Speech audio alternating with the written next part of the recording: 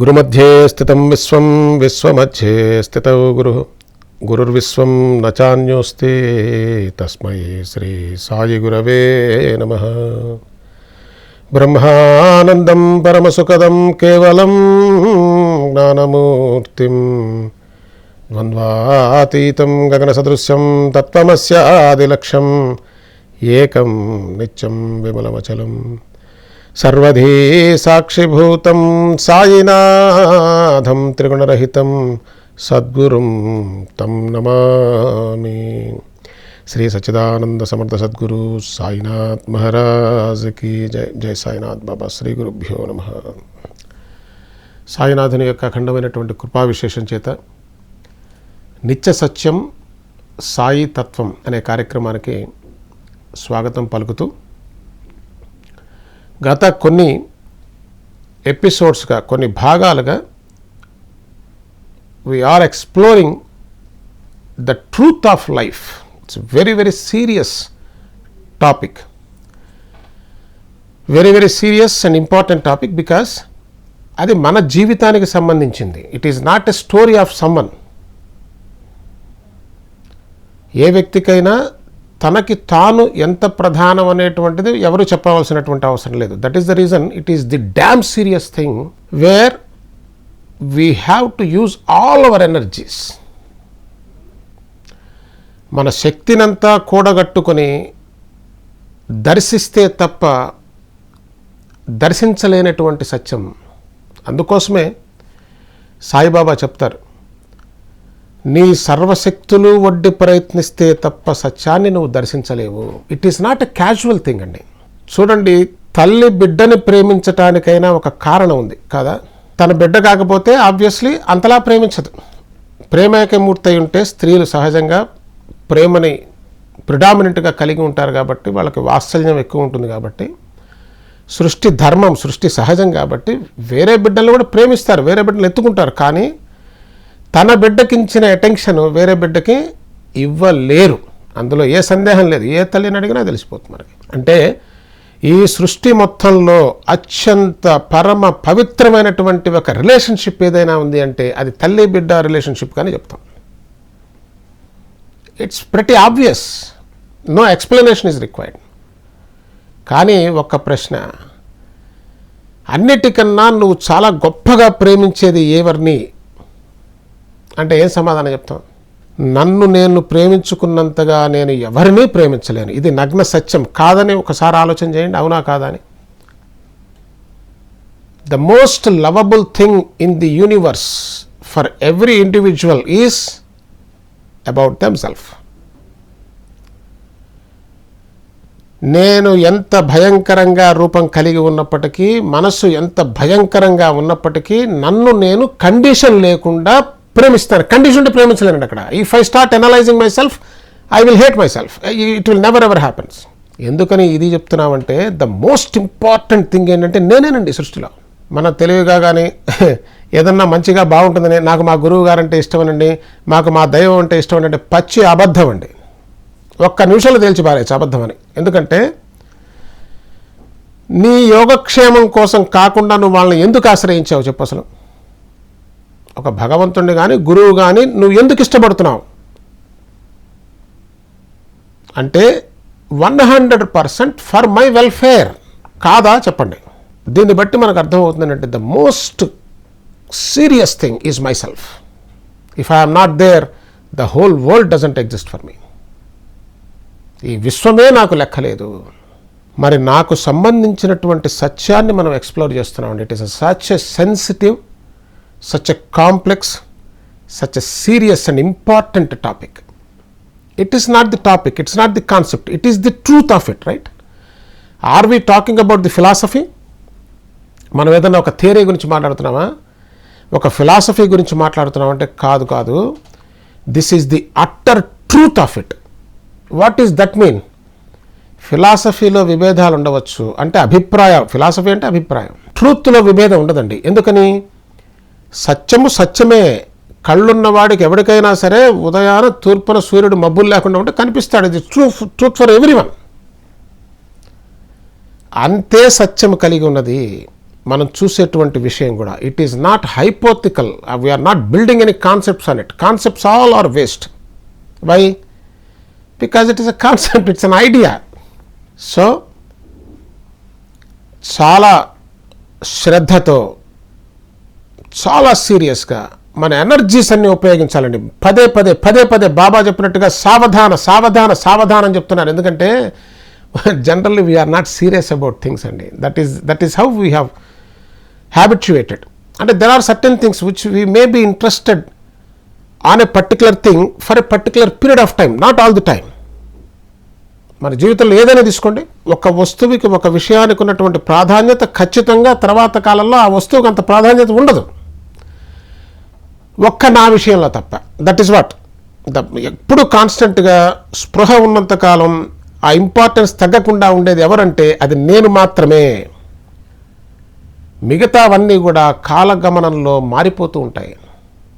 తల్లి మీద ప్రేమ కావచ్చు, బిడ్డల మీద ప్రేమ కావచ్చు, ధనం మీద ప్రేమ కావచ్చు. మరి ధనాన్ని ఒక సమయంలో మనం విపరీతంగా సంపాదించిన సందర్భాలు కనిపిస్తాయి, మహాప్రేమగా సంపాదించిన సందర్భాలు వస్తాయి. కానీ జీవితంలో పడరాని దెబ్బ పడింది అనుకోండి, దెబ్బ, ఈ డబ్బంతా నిష్ప్రయోజనం, ఛా అని పంచబారేసిన వాళ్ళు బోల్డ్ మంది ఉన్నారు. కంప్లీట్ కాంట్రడిక్టరీ అయిపోతుందండి. చూడండి అసలు ఎంత అక్కడే ఉంది మోసం అంతా. అసలు మనకి బుద్ధిని ఉపయోగించి మనం కనుక చూసినట్లయితే ఇదంతా ఎంత మోసపూరిత మాయాజాలం మనకు అర్థమైపోతుంది. దేనికోసం మనం తపన పడ్డామో, దేనికోసం మనం సర్వము త్యాగం చేయడానికి సిద్ధపడి దాన్ని సాధించడానికి ప్రయత్నం చేశామో, తర్వాత అది కంప్లీట్గా ఆపోజిట్గా ఉంటున్నది. అది ఉంటే అసహ్యంగా ఉంటుంది. ఎన్ని ఉదాహరణలు కావాలి చెప్పండి. సత్యం మాట్లాడితే భయం వేస్తుందేమో కానీ పెళ్లి కోసం తపస్సు చేసిన వాళ్ళు ఉన్నారు ఈ రోజున. బిడ్డల కోసం తపస్సు చేసిన వాళ్ళు ఎన్ని లక్షల కోట్ల మంది ఉన్నారండి అసలు. లేకపోతే ఈ సంతాన సాఫల్య కేంద్రాలు ఇవన్నీ అసలు ఇంత most profitable business is that. మరి అదే బిడ్డని కడతేర్చిన తల్లిదండ్రులు ఉన్నారు. ఏం సమాధానం చెప్తామని చెప్పండి. అంటే పరిస్థితిని బట్టి ఏది ఎప్పుడు ఎట్లా అయినా మారిపోవచ్చు. అంటే there is no permanency here. Why don't we see it? That is the naked, భయంకరమైన సత్యం అండి, నేకెడ్ ట్రూత్. ప్రపంచము మిథ్యరా, మాయరా, మోసం రా అంటే ఇంతకన్నా క్లియర్గా మనందరి కళ్ళకి కనిపించట్లేదండి. మన కళ్ళు మూసుకుంటే ఎవడేం చేయలేడు.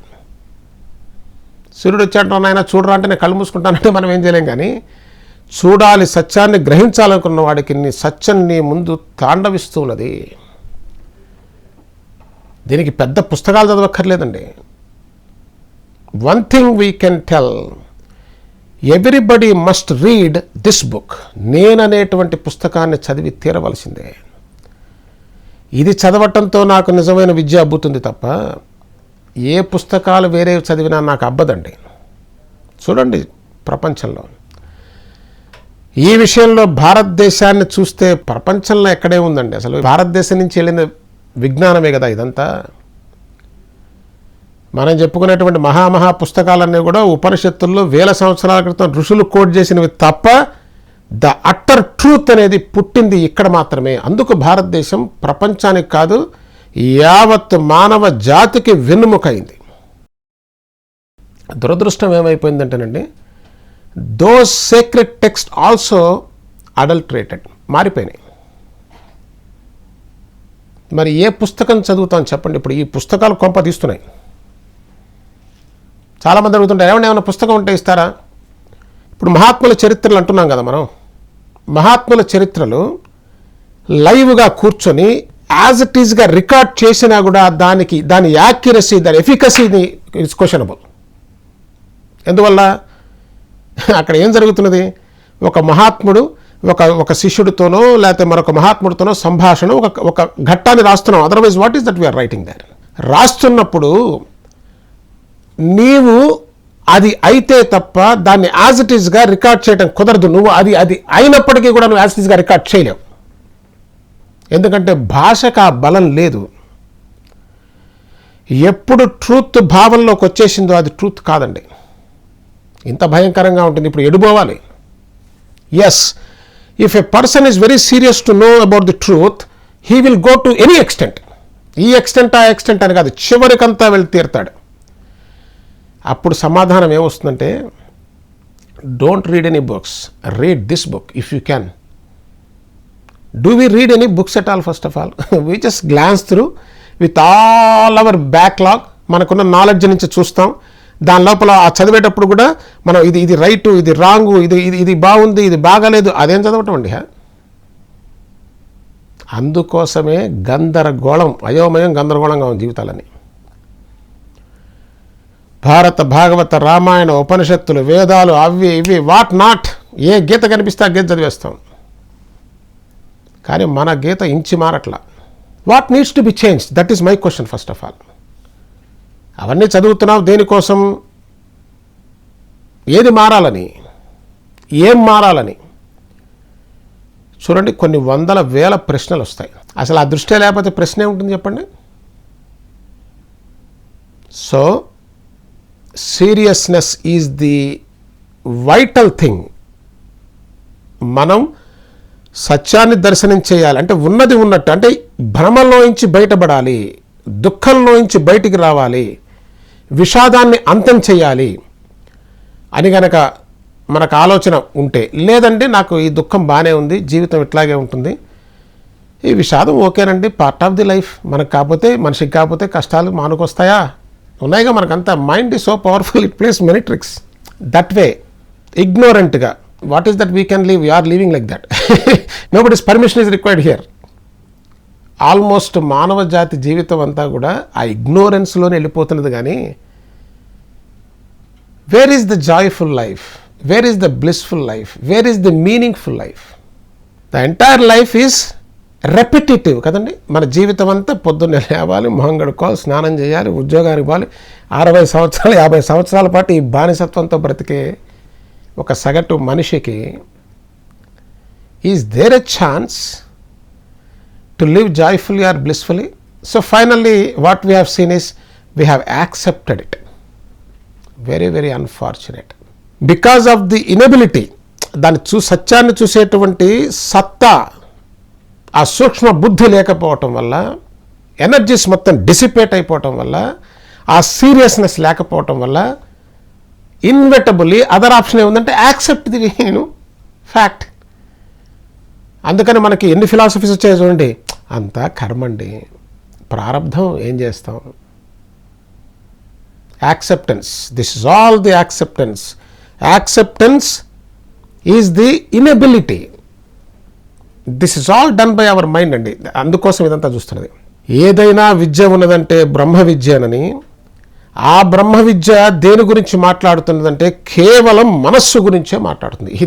మాట్లాడటానికి ఇంకేం లేదు అసలు అక్కడ. మీరు ఏ గ్రంథాలు తీసుకోండి, ఏ శాస్త్రాలు తీసుకోండి, ఏ వాదనలు తీసుకోండి, ఏం తీసుకోండి, ఎక్కడ ఆగిపోతున్నాయి ఇవన్నీ అంటే మనసు దగ్గర ఆగిపోతాయండి మొత్తం. ఎందుకంటారా, ఏది బంధనంలో ఉన్నా, ఏది ముక్తి పొందినా, ఏది జాయ్ఫుల్ ఉన్నా, ఏది సారో ఉన్నా, ఇక్కడ ఉన్నవి మనకి 3 కనిపిస్తున్నాయి. 3 కనిపించవు, 3వది ఊహిస్తాం మనం. ఎందుకంటే అది మన అనుభవంలో లేదండి. ఏమిటా 3 అంటే, 1 దేహం, 2 మనస్సు. ఈ 2 అందరికి అనుభవంలో ఉన్నాయి.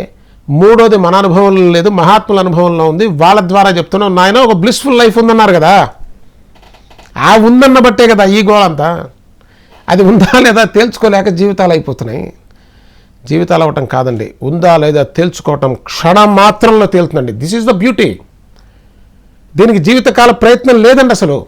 తలకాయ తిరిగిపోతుంది మనకి. ఇదేంట్రా నాయన, జీవితాలు తపస్సు చేస్తే దిక్కు లేదని ఓ పక్క వింటుంటే, ఈయనేమో వచ్చి దానికి కాలం అక్కర్లేదు, క్షణంలో అయిపోతుంటాడు. ఎస్, ఎందుకంత సమయం పడుతున్నది అంటే there is no seriousness. If you are damn serious, if you have all the qualities that are required, you can see the truth instantaneously. That is what the seers are saying. ఎవరైతే దర్శించి ఉన్నారో వారు చెప్తున్న సత్యం అది. అది మన అనుభవంలో లేదు కాబట్టి, మహాత్ములు దర్శించి ఉన్నారు కాబట్టి, ఒకరు కాదు, ఇద్దరు కాదు, అనేక మంది ఉన్నారు కాబట్టి, నేను చూడలేదు కాబట్టి నేను రాలేదంటే అది పిచ్చితనం అవుతుంది. పుట్టుగుడ్డివాడు ఉన్నాడండి, వాడు చూడలేదు సూర్యుడిని, వాడు సూర్యుడు లేదంటే నవ్వుతారు అందరూ. నేను ప్రపంచంలో అంతా చూడలేదు కాబట్టి అది లేదంటే నవ్వుతారు. So there are people who are saying yes that is there, you can live happily. They are setting the examples. వాళ్ళు ఎగ్జాంపుల్ సెట్ చేసి పెట్టారు. అద్భుతంగా బ్లిస్ఫుల్ లైఫ్ గడపవచ్చు. మరి దానికి ఏం చేయాలండి? ఏమీ చేయక్కర్లేదు దానికి. It's effortless. So where is the problem? అయితే 3 అనుకున్నాం మనం. 1 శరీరము, 2 మనస్సు, 3 బ్లిస్ఫుల్ స్టేట్ అంటున్నారు కదా. అంటే విచ్ ఈస్ ది అనంతం, nameless, formless, which is not in our experience yet. దానికి నో ప్రాబ్లం. దేహానికి నో ప్రాబ్లం. ఎందుకంటే దీని అంతిమ గతి పిడికెడు బూడిదే. అది మహాత్ముడైనా, బిచ్చగాడైనా, రాజు అయినా, ఎవడైనా సరే, the ultimate destination for this body is the piece of ash. దాన్ని మార్చడం ఎవరి తరం కాదు. That is the ultimate thing. Then అది ఇది కాకుండా పారిశేషక న్యాయం. ఇప్పుడు ఆ 3 2 తీసేస్తే మిగిలింది ఏమిటి?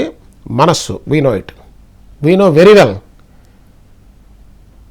దానితో జరగవలసినటువంటి వ్యవహారమే ఇదంతా కూడా. నీవు ప్రపంచాన్ని చూస్తున్నా, మనం క్రితం ఎపిసోడ్లో చూసినట్టుగా తేలికగా అర్థమైపోతుంది. మరి చాలామందికి ఇది చాలా కష్టమండి అని ఎందుకంటారు అంటే, డిస్టార్షన్ వల్ల.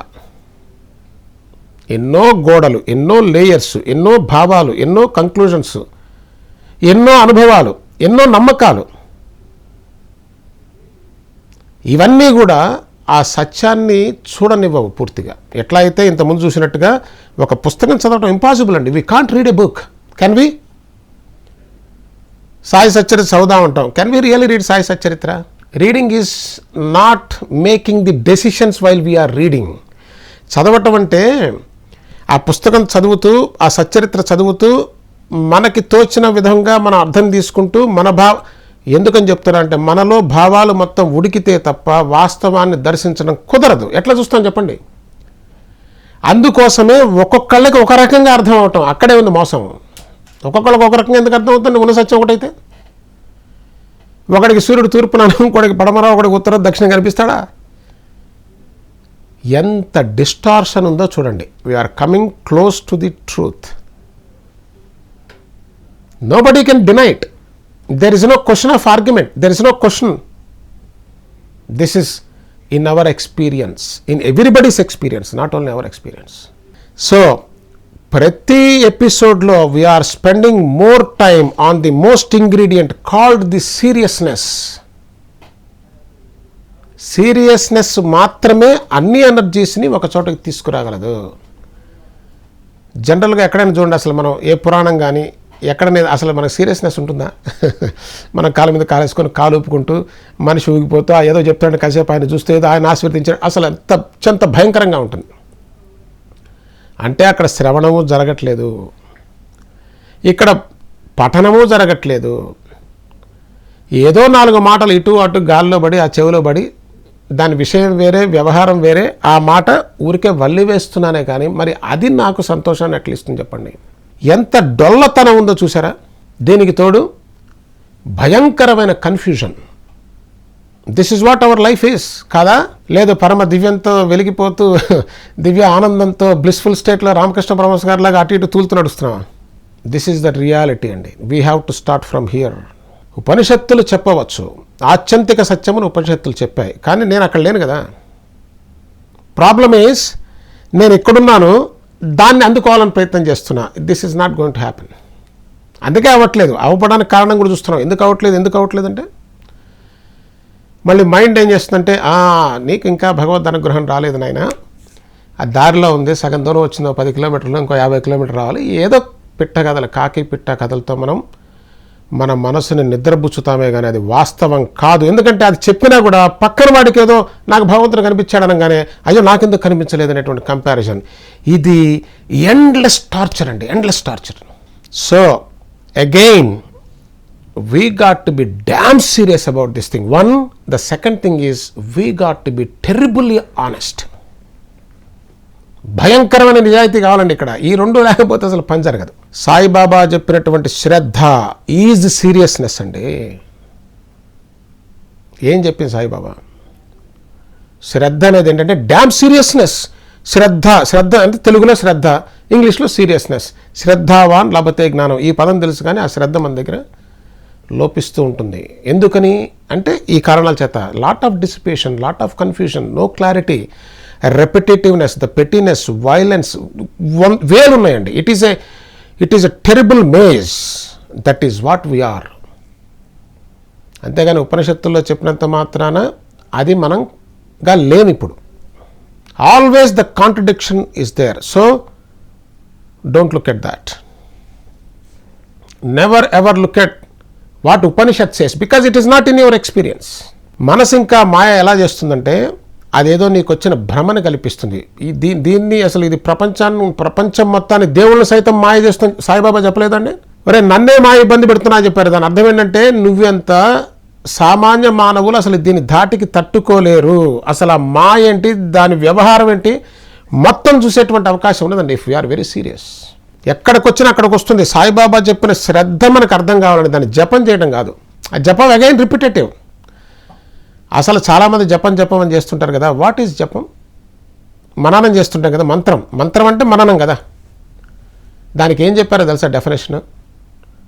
ఊరికే కూర్చొని వేల లక్షలు చేసి ఆయన సంఖ్య రాసుకోవడం కాదు. నేను చేసిన పని ఎవరు చేసినా అంతే చేస్తారు మొట్టమొదట. అది మోనోటోనస్ అయిపోయి బోరు కొట్టేస్తుందండి. మీరు అడగండి, కోటి జపం చేసామండి అని చెప్తారు కదా. మరి ఏమిటండి, కోటి చేసాం అయిపోయింది, మరి ఎందుకు ఆపేసావు బాగున్న దాన్ని? ఆన్సర్ ఉండదు. ఎందుకంటే without knowing the internals of that, దాని యొక్క పరిపూర్ణత్వం తెలియకుండా చేయటం వల్ల ఆ మంత్రం చేసి చేసి చేసి చేసి బోర్ అయిపోతుంది. ఇది చేయలేడు. కోటి చేసావు, 5 కోట్లు చేసావు, 10 కోట్లు. Can you do it endlessly? ఏది మనం ఎండ్లెస్గా చేయలేం. ఏమిటి మంత్రం యొక్క విశేషం అంటే, సందర్భం వచ్చింది కాబట్టి దానికి డెఫినేషన్ అయితే పాపం చెప్పారండి. మననాత్ ఇతి త్రాయతే. బాగుంది, సాంస్క్రిట్ పదం కదా. ఓహో బ్రహ్మాండంగా తెలుసు అనుకుంటాం, అదే మోసం అండి. వాడి బ్రతుకు చూడాలి, వాడికి తెలుసా లేదా అని. మననాత్ ఇతి త్రాయతే, మననము చేత తరింపజేస్తుంది. ఏమిటి తరించడం? ఫస్ట్ ఆఫ్ ఆల్ దేని నుంచి తరించటం? తరిస్తే ఎట్లా ఉంటావు? Do we know? We don't know. మనం తెలుసు అన్నామంటే అది మోసం చేసినట్లు లెక్క. ఎందుకంటే unless you get there, how do you know? This is the endless pursuit because of lot of confusion. Okay, so ఫైనల్గా డ్యామ్ సీరియస్నెస్ ఎప్పుడు వస్తుంటే దాని విలువ, దాని అవసరము, దాని క్లారిటీ ఉన్నప్పుడే సీరియస్నెస్ వస్తుంది, లేకపోతే రాదు. నేను తెచ్చిపెట్టుకుంటూ వచ్చే సీరియస్నెస్ కాదు ఒకటి. రెండవది, నిజాన్ని నిర్భయంగా చూసేటువంటి దృష్టి, ఆ ట్రూత్ అంటే ఆ సత్యం అనేటువంటిది మోసం చేసేటువంటి లక్షణం ఉండకూడదండి. ఆనెస్టీ ఉండాలి, నిజాయితీ ఉండాలి. ఈ రెండు ఉన్నవాడికి ఈ మార్గంలో కనీసం ప్రవేశమైన అధికారం ఉంటుంది తప్ప అన్యులకి అసలు ఈ మార్గం దృష్టికి రాలేరు.